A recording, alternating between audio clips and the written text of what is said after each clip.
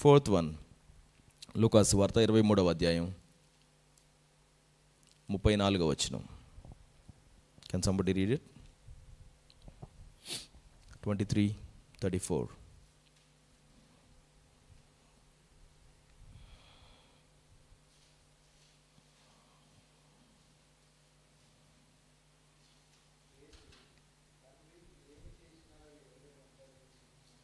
వీరేమి చేయుచున్నారో వీరు ఎరుగరు కనుక వీరిని క్షమించుము.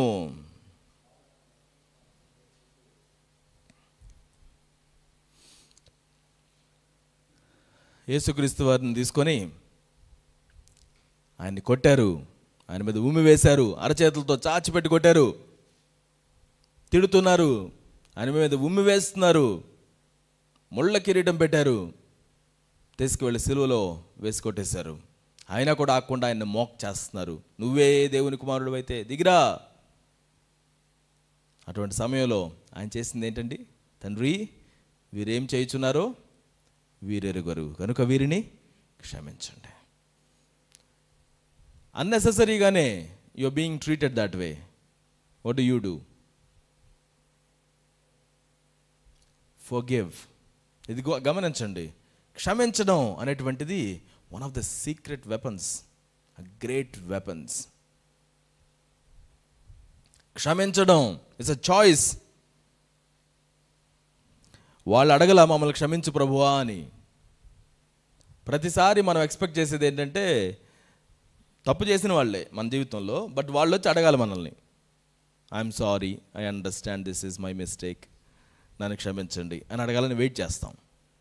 యా, వాళ్ళు రాకపోతే నీ పరిస్థితి ఏంటి? వాళ్ళు రాకపోతే నీ పరిస్థితి ఏంటి? ఎవరు వచ్చి గబగబని తిట్టేశారు, నీ ఎక్స్పెక్టేషన్ ఏంటి? మళ్ళీ వచ్చి నాకు సారీ చెప్పాలి. అప్పటిదాకా నేను మౌనంగా జాగ్రత్తగా ఉంటా, వాళ్ళు సారీ చెప్పినప్పుడు ఆలోచిస్తా. ఎవరైనా కొట్టేస్తారు, వచ్చి నాకు సారీ చెప్పాలి, అప్పటిదాకా నేను ఇంతే ఉంటా. Now difficult, you will have things like this. యేసుక్రీస్తు వారి యొక్క చాయిస్ ఏంటి? వాళ్ళు అడగకుండానే ఈయన క్షమించేస్తాడు.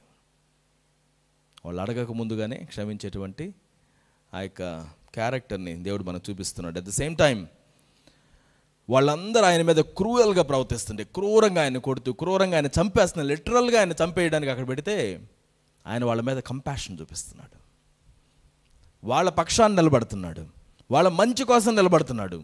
తండ్రి, వీరేం చేస్తున్నారో వీళ్ళకి తెలియదు. ఏం తెలియక ఏమైంది? 2 కళ్ళు లేవా? చూస్తున్నారు, ఇన్ని చూశారు కదా, ఇంతేనా మీరు నాతో చేసేది? ఎక్కడికి వెళ్ళిపోయింది మీ విశ్వాసం? ఎక్కడికి వెళ్ళిపోయారు విశ్వాసులారా? మీరు నా చేత ఎంతమంది, ఇదిగో నేను ఇప్పుడు అడుగుతున్నాను, సిలువలో ఎలా, నేను ఇప్పుడు అడుగుతున్నా, మీలో ఎంతమంది కళ్ళు వచ్చాయి నా దగ్గరకు వచ్చాక? మీలో ఎంతమందికి పక్షవాతం పోయింది నా దగ్గరకు వచ్చాక? మీలో ఎంతమందికి చూపు వచ్చింది నా దగ్గరకు వచ్చాక? నేను ఎంతమందిని స్వస్థపరిచారో మీలో ఎంతమంది చూశారు? నేను చేసినటువంటి గొప్ప కార్యాల గురించి మీరు ఎంతమంది విన్నారు? నేను చెప్పిన బోధ మీరు ఎంతమంది విన్నారు? బాగా ప్రాపర్ సెలబ్రిటీ లాగా ఉన్నాడు ఆయన. ఆయన కోసం జనాలు పరిగెత్తుతున్నారు. గమనించండి, ఒక వ్యక్తి కోసం 5,000 మంది 10,000 మంది పరిగెత్తుకుంటూ వెళుతున్నారు అని అంటే ఆయన స్టేటస్ ఏంటి? అంతమంది ఏమైపోయారు? ఆయన పోలు తీసుకోవచ్చు, ఎంతమంది నా చేత ఆశీర్వదించబడ్డారు, చేతులు ఎత్తండి, రండి ముందుకి అనొచ్చాము.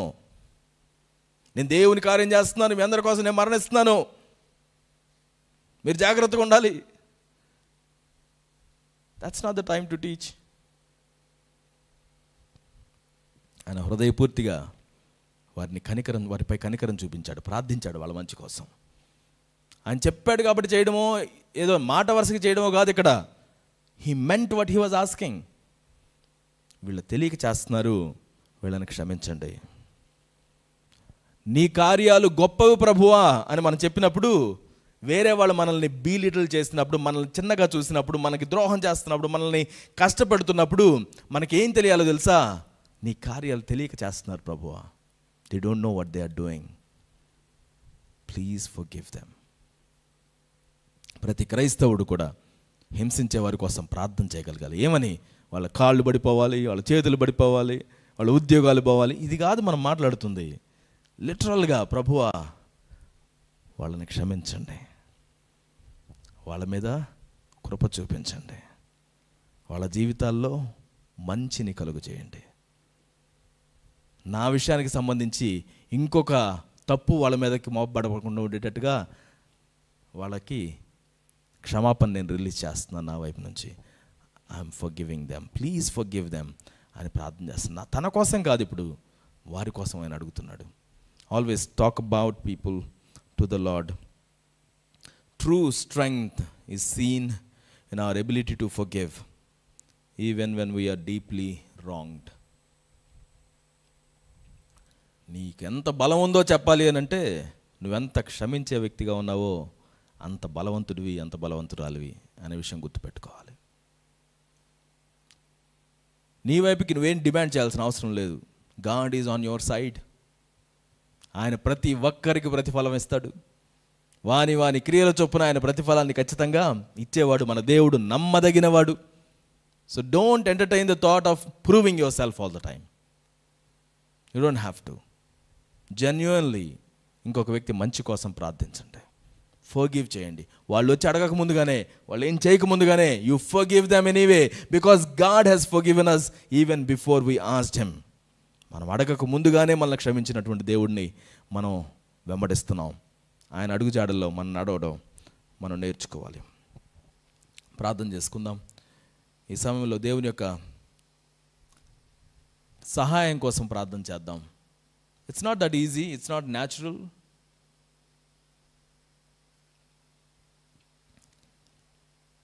ఈ రోజుల్లో ఎవరి పనులు వాళ్ళు చూసుకుంటూ ఉండేటువంటి సమయంలో నాకెందుకులే అనుకునేటువంటి పరిస్థితి ఏర్పడుతుంటే, now let us ask God to help us. దేవాన్ని నిలబడాల్సినటువంటి వాటిలో నిలబడడానికి సహాయం చేయండి.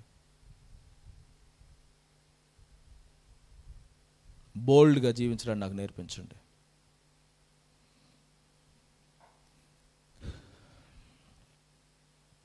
మిగతా ప్రెషర్స్తో పాటుగా నేను కూడా బలి అయిపోయేవానికి ఉండకుండా నాకు సహాయం చేయండి ప్రభువా.